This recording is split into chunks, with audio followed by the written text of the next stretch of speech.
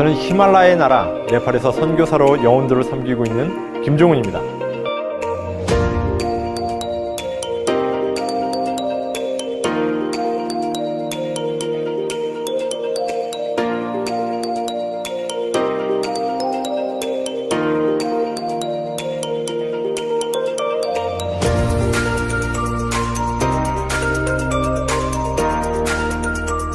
하나님을 경험하는 삶이 필요한 시대가 있다면 바로 지금이라고 생각합니다.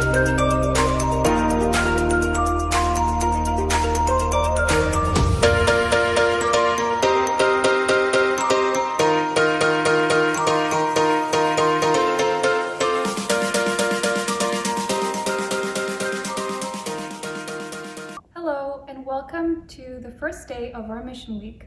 I'm Hina, a youth member from the Vancouver Korean Estate Church in Canada.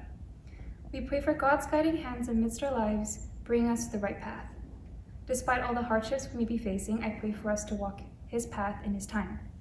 Today we invite you into this fourth season of our World Mission Week called Mission Story of Nepal. In the beginning of March, we met the stories of Mongolia, Myanmar, and India. Through the help of generous support and prayers, we gather in God's presence for our fourth season about Nepal. We pray it brings fruition to a space and time filled with God's loving presence and guidance.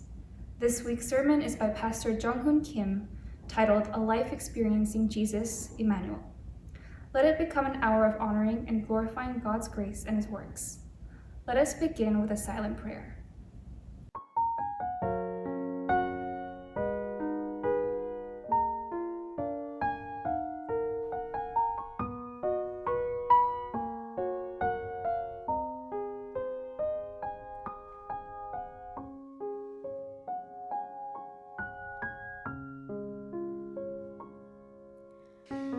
예수는 내 힘이요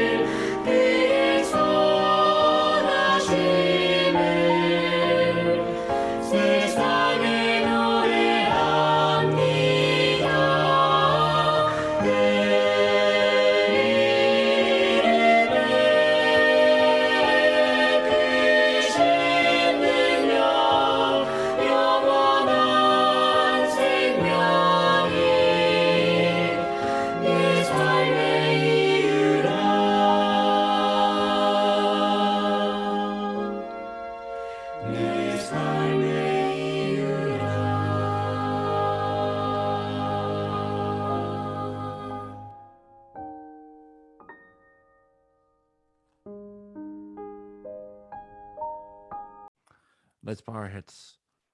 Our precious Heavenly Father, thank you for your grace and kindness. At this time, we pray for what the Lord has commanded us to do, which is to spread the word of the gospel to the whole new world. We are here to evangelize for Nepal missionary. Just like Ephesians 2, chapter 10, verse 10 is written, please, Father, prepare in advance for us to do. Please let they be known for your gospel and able to receive you as their personal Savior. We are very confident that you will be with us in all the preparation and the things that will be delivered. And also, please be with the speaker and let it be your words, not his word. In the name of Jesus, we pray. We say, Amen.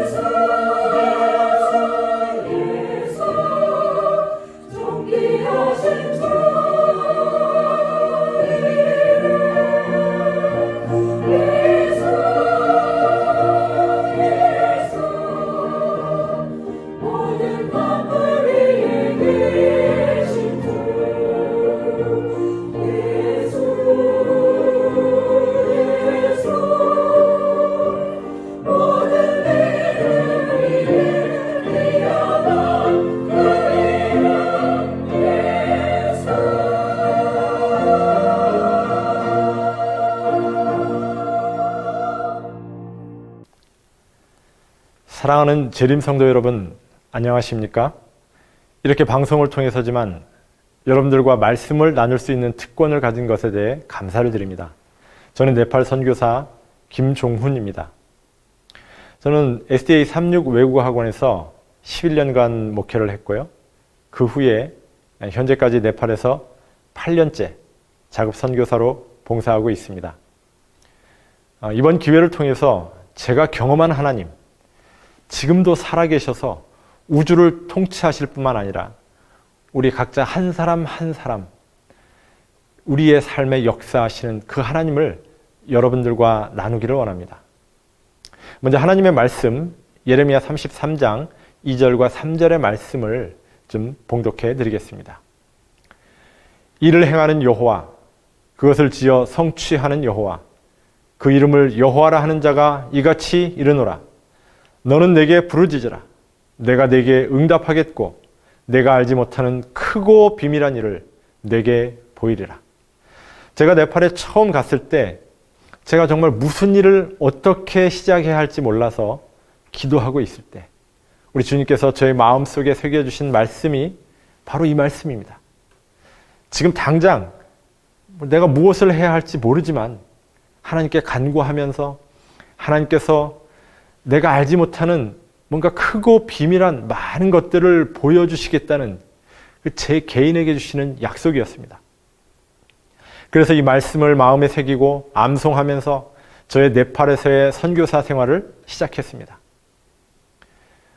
그래서 오늘 이 시간에는 조지 뮬러처럼 기도했더니 일어난 일이라는 주제로 여러분들과 말씀을 나누도록 하겠습니다.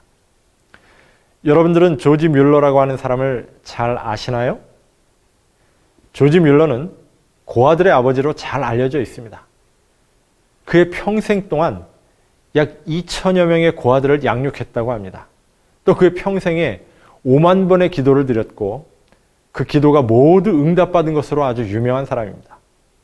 특히 고아들을 양육하면서 부족한 재정을 채우기 위해 후원자들에게 후원을 요청하지 않고 정말 조용히 하나님께만 무릎을 꿇는 믿음의 기도를 통해서 그의 모든 재정과 필요한 것들을 공급받는 기적을 경험하게 됩니다. 제가 네팔에 가서 가장 먼저 시작한 일이 고아들을 돌보는 일이었습니다.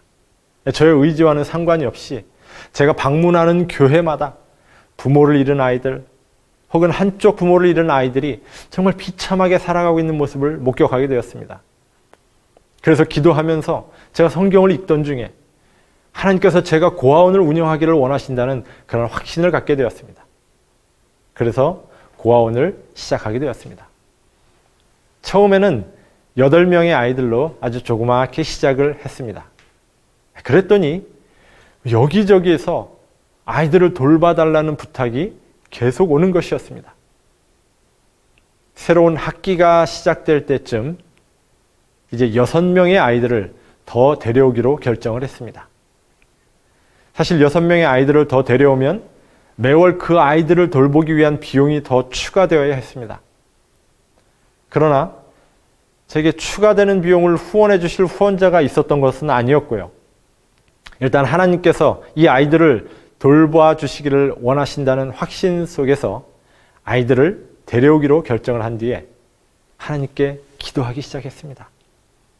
제가 그때 읽었던 실물교훈의 176쪽에 나와 있는 말씀입니다.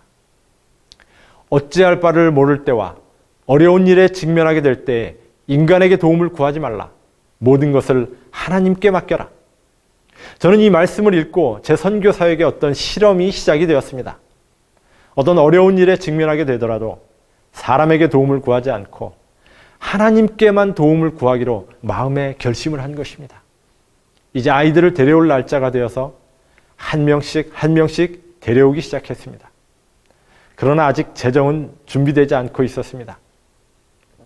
그렇게 아무에게도 저의 사정을 알리지 않고 오로지 하나님께만 기도하면서 며칠이 지나갔습니다. 그러던 어느 날 제 카톡에 한 메시지가 도착했습니다. 한국에 계시는 제가 잘 아는 어떤 여집사님께서 보내신 것이었습니다.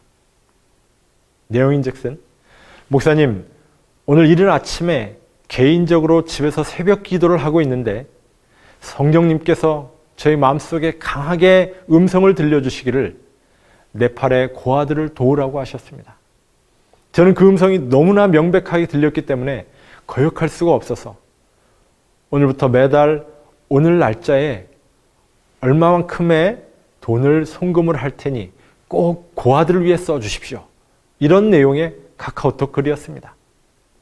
제가 고아들을 돌보기 위해 자금이 필요하다는 말씀을 드린 것도 아니었고요.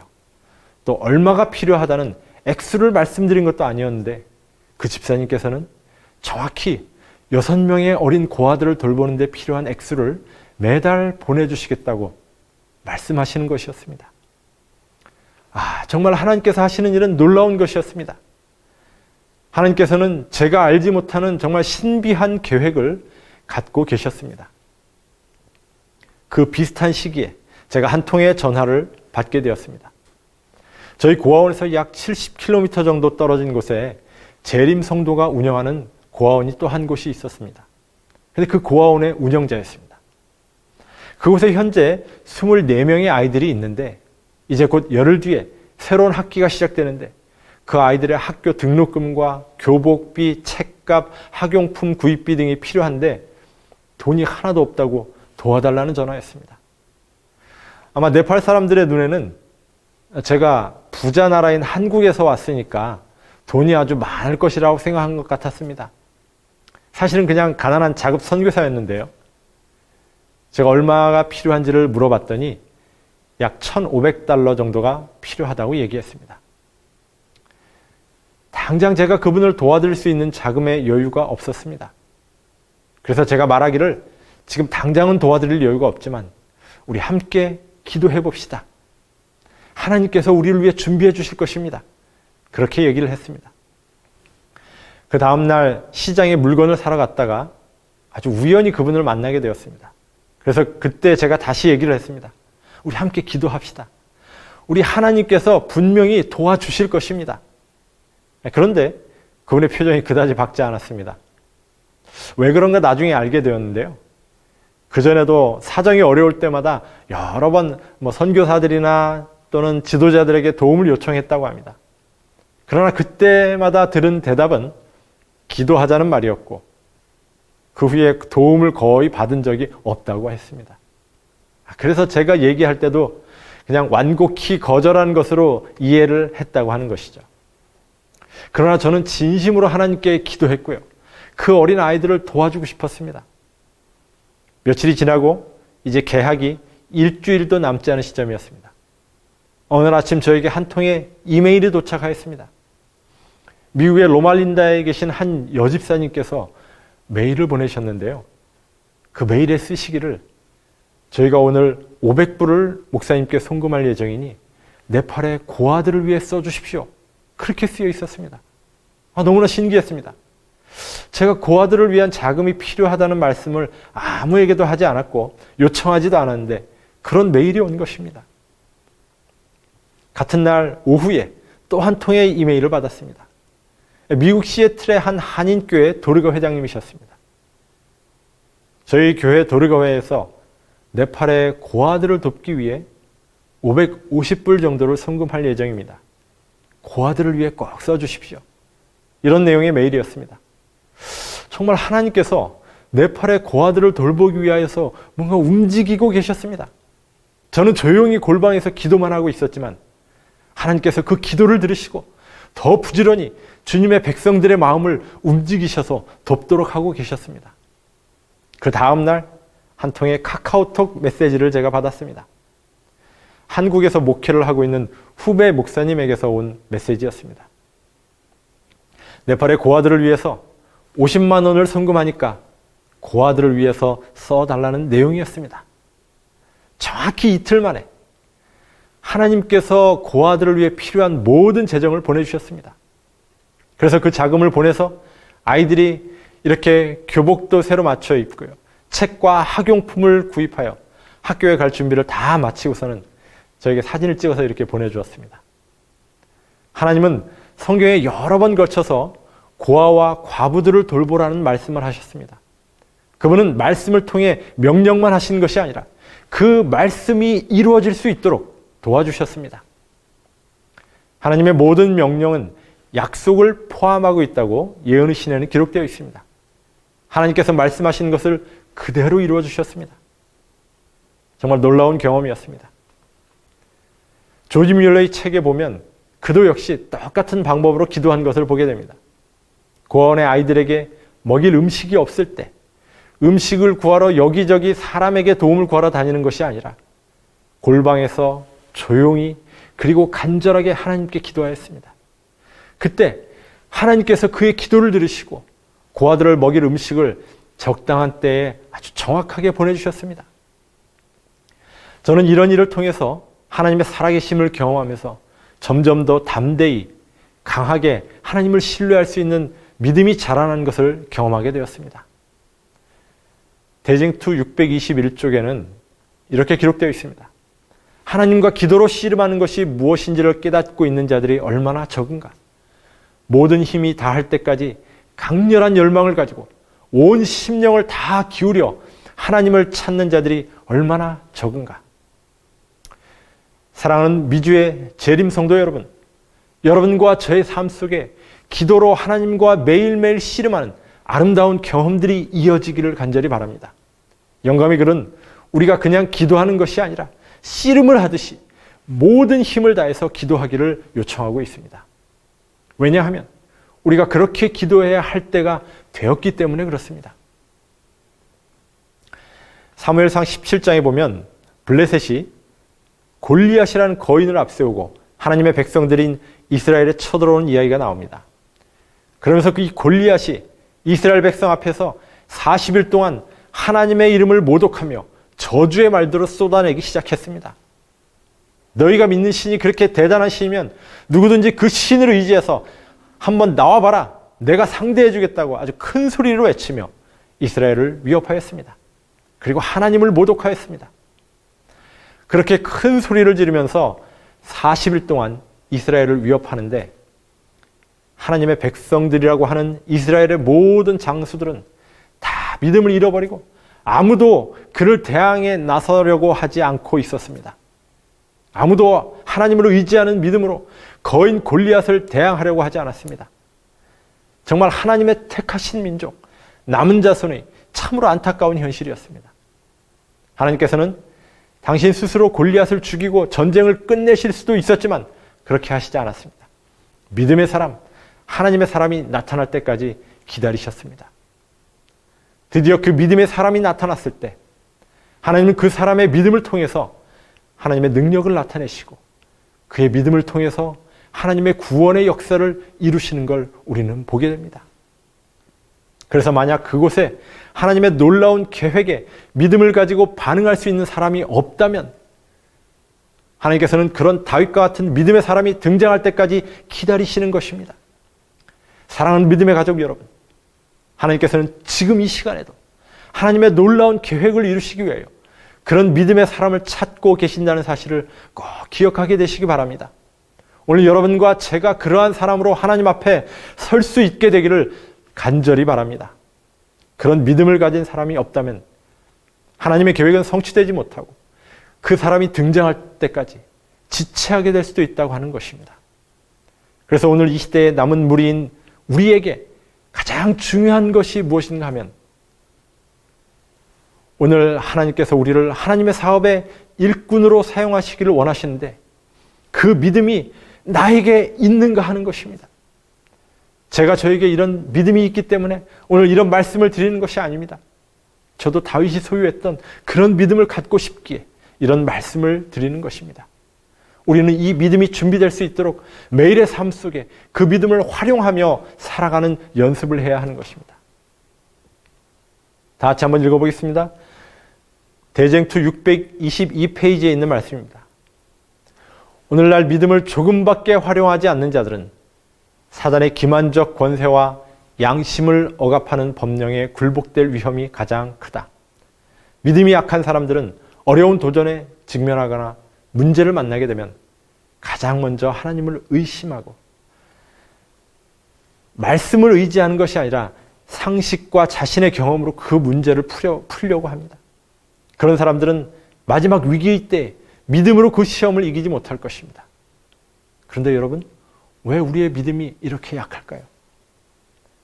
그 이유는 매우 단순한데요.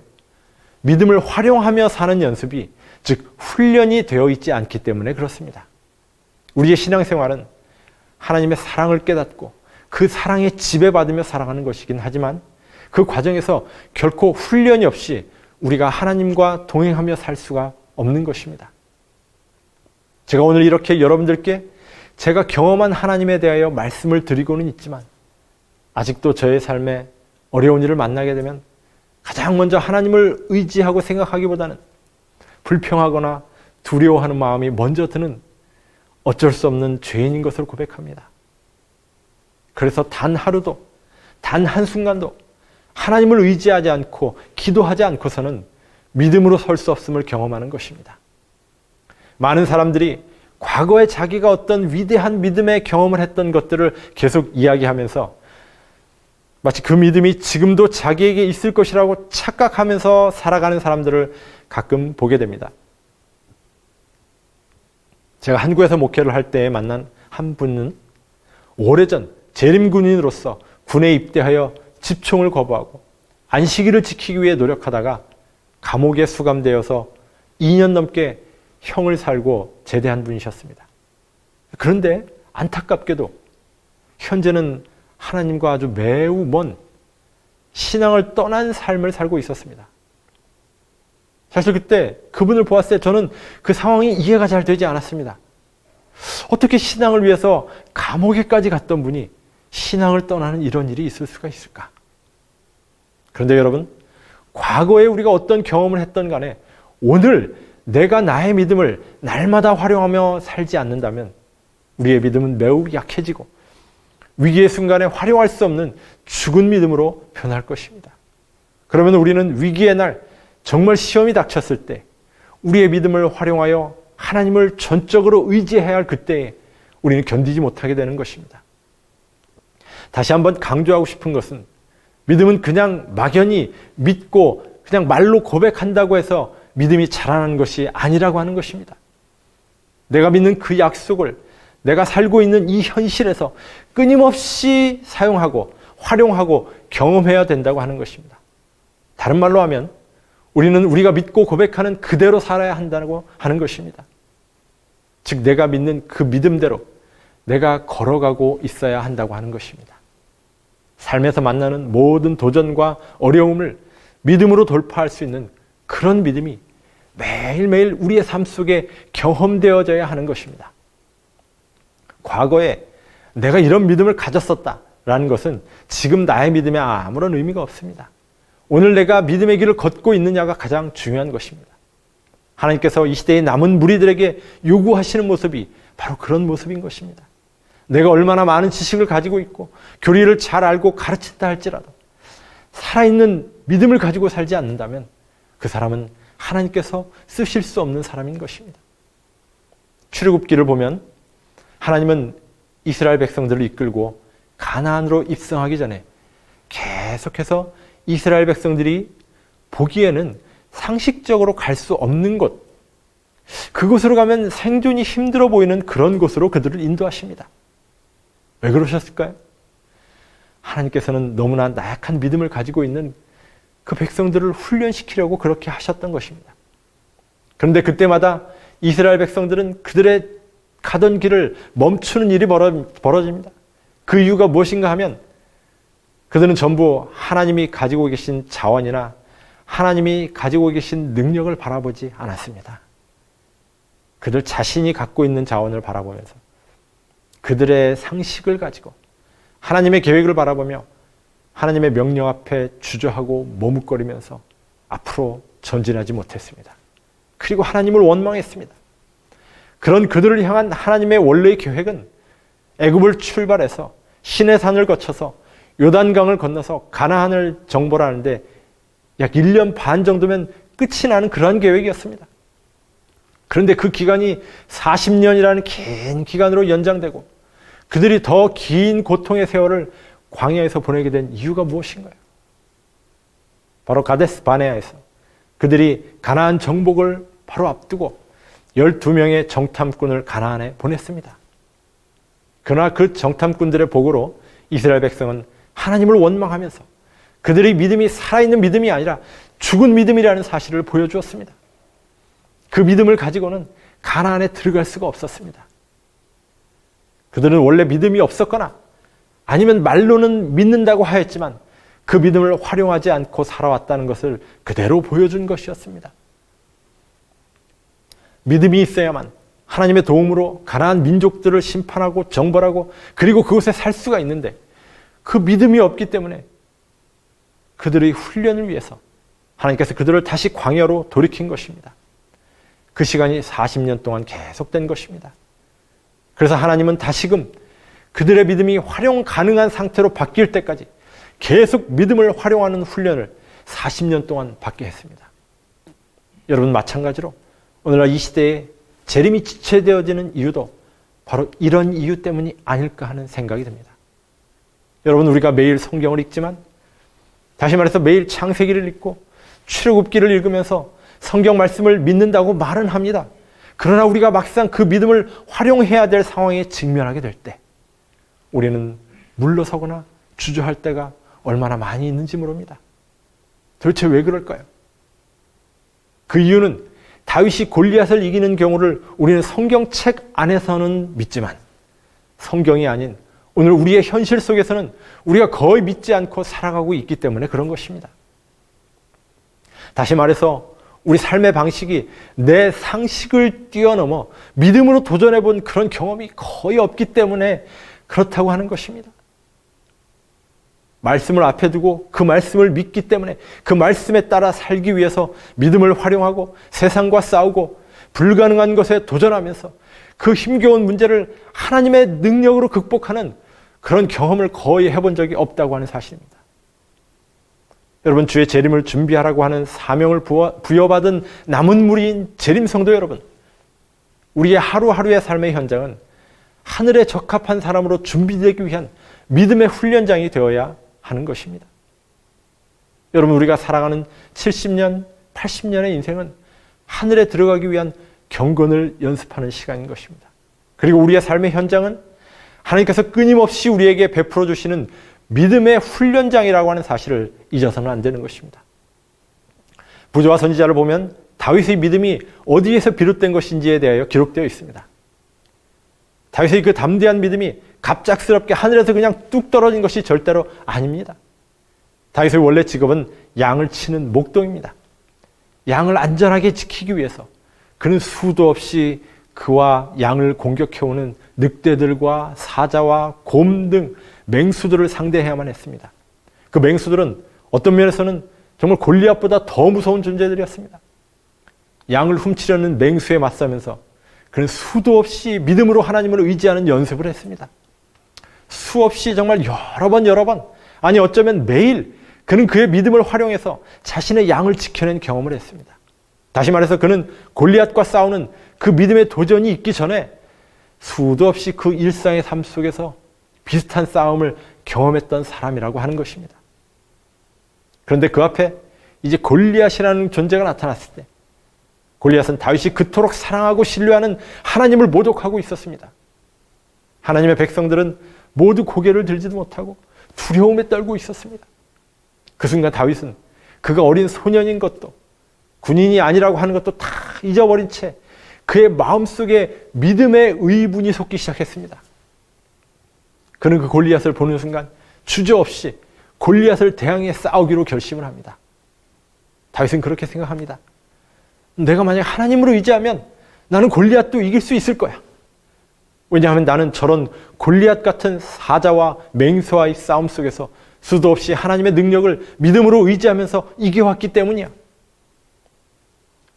사랑하는 재림 성도 여러분, 다윗이라고 하는 사람은 늘 믿음을 사용하며 그 능력을 경험하며 살아왔다는 사실을 우리는 잊어서는 안 되는 것입니다. 평소에 우리의 믿음이 늘 준비되어 있는 가운데 정말 즉시 사용할 수 있는 살아있는 믿음이 아니라면 우리에게 중요한 순간 골리앗에 맞서 싸울 수 있는 그런 믿음이 갑자기 만들어지는 것은 불가능한 것입니다. 여러분의 매일의 삶 속에서 믿음을 활용한 계속적인 도전이 있게 되기를 바랍니다. 이런 일이 선교지에서만 가능한 것이 아닙니다. 이 일은 매일매일의 삶 속에 사소한 책임을 이행해 나가면서 그 속에서 체험하고 경험해야 하는 것입니다. 한 번은 제가 저희 청년들을 3개월간 선교사로 훈련시켜서 선교지로 파송을 하게 되었습니다. 이번 기수는 4명의 선교사들이 개척지로 나가게 되어서 그들의 생활비인 스타이펜드를 지급해야 하는 인원이 4명이 이제 추가 되었습니다. 저희가 보통 한 명의 결혼하지 않은 싱글 선교사를 파송하면 그들의 스타이펜드로 한 달에 70불 정도를 지급합니다. 4명의 선교사들이 곧 파송이 되는데 그들에게 지급할 스타이펜드를 이제 또 어떻게 마련해야 할지 모르는 상황이었습니다. 늘 그랬듯이 기도할 수밖에 없었습니다.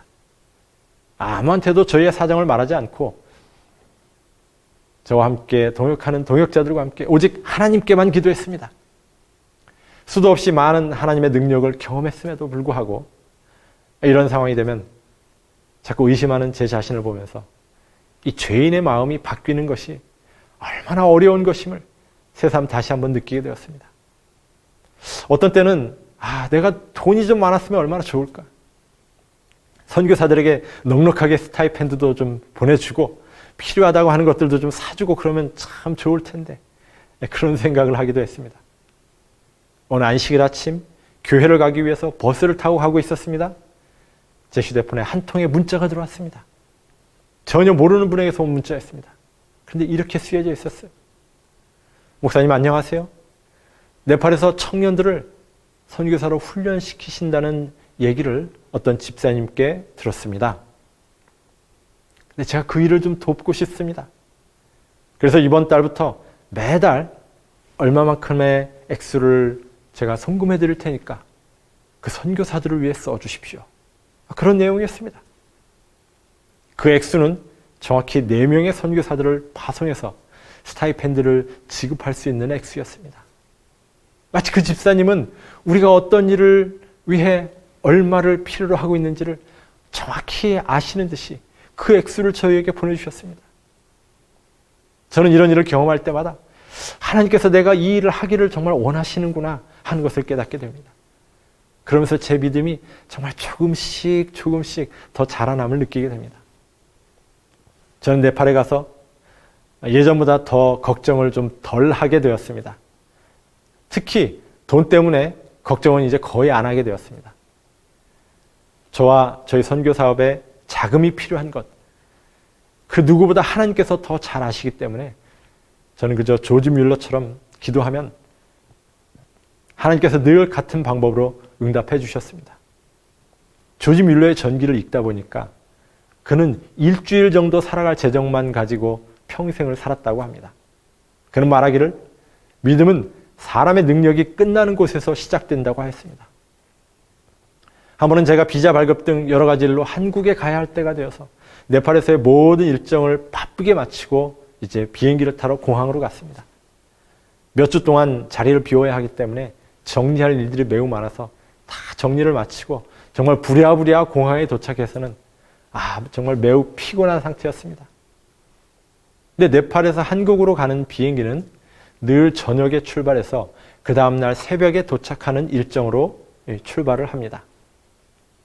그런데 제가 비행기 안에서는 좀 예민해서 그런지 잠을 잘 못 잡니다. 그래서 그 전에도 밤새도록 비행기를 타고 가면서 잠이 들지 않아서 뒤척이다가 한국에 도착하면 그 다음날은 너무 피곤해서 아무것도 못한 적이 여러 번 있었습니다. 그래서 공항에 도착하면서 하나님께 기도하기를 하나님, 오늘은 제가 정말 많이 피곤합니다. 밤에 비행기에서 좀 잘 자면서 갈 수 있도록 도와주세요. 그렇게 마음으로 기도하였습니다. 이제 짐을 붙이고 보딩 패스를 받았습니다. 이민국과 검색대를 거쳐서 드디어 비행기에 탔습니다. 제 좌석 번호를 보니까 9H라고 되어 있었습니다. 오늘은 매우 앞자리에 앉게 되겠구나. 그렇게 생각하고 좌석을 찾아갔습니다. 그런데 제 좌석이요. 그동안 제가 늘 이용했던 이코노미 좌석과는 좀 다르게 넓고 좀 큰 좌석이었습니다. 알고 보니 비즈니스석이었어요. 어떻게 된 영문인지 모르지만 저는 분명히 이코노미석을 예약했는데 좌석은 비즈니스석으로 배정이 되었습니다. 승무원에게 물어서 다시 확인을 했더니 제 자리가 맞다고 얘기를 했습니다. 그래서 그 자리에 앉았습니다. 그리고 좌석을 뒤로 이렇게 눕혀보니까 거의 침대처럼 아주 평평하게 눕혀졌습니다. 제가 그날 밤 비행기에서 잠을 잘 잤을까요? 당연하죠. 아주 푹 자면서 편하게 한국까지 도착할 수 있었습니다. 하나님은요, 저의 삶 속에 아주 깊숙이 개입하시면서 저의 모든 것을 알고 계시고 저의 사소한 기도에도 응답하시는 정말 좋으신 하나님이십니다. 사랑하는 믿음의 가족 여러분, 제가 네팔이라는 선교지에서 하나님의 도우심이 없이는 하루도 살 수 없는 환경에서 매일 도전하면서 주님을 의지하며 사는 경험을 매일 했을 때 제 마음속에 더 큰 도전에 대한 두려움이 사라지는 경험을 하게 되었습니다. 하나님께서는 이제 곧 이 지상에서의 주님의 사업을 마치기 위하여 준비된 남은 자손을 찾고 계십니다. 내가 의지할 무엇인가가 있어서 세상의 것에 의존하는 사람이 아니라 전적으로 하나님만을 의지하며 엘리야의 심령으로 영혼을 사랑하고 불의를 기뻐하지 않으며 하나님의 말씀에 전적으로 순종하며 살아갈 그런 사람들을 찾고 계십니다. 사랑하는 믿음의 가족 여러분, 주님께서 쓰시기에 넉넉한 강한 믿음으로 준비된 믿음의 성도들로 굳게 서시기를 간절히 소망하며 오늘 첫 번째 날 말씀을 마치겠습니다. 감사합니다. 다 함께 기도하시겠습니다. 사랑의 하나님 아버지, 오늘 우리에게 다시 한번 주께서 기회를 주시고 우리가 주님을 믿을 수 있는 특권을 허락하셨사오니 감사합니다. 하나님 아버지, 저희에게 더 강한 믿음을 허락하여 주시옵소서. 매일의 삶 속에 성령을 의지함으로 우리 하나님을 매일매일 경험할 수 있게 하여 주시옵소서. 그래서 이 땅에서의 삶뿐만 아니라 영원한 하늘을 준비하는 저희의 삶이 되도록 매일매일 함께하여 주시옵소서. 그리스도이신 예수님의 이름으로 간절히 기도드립니다. 아멘.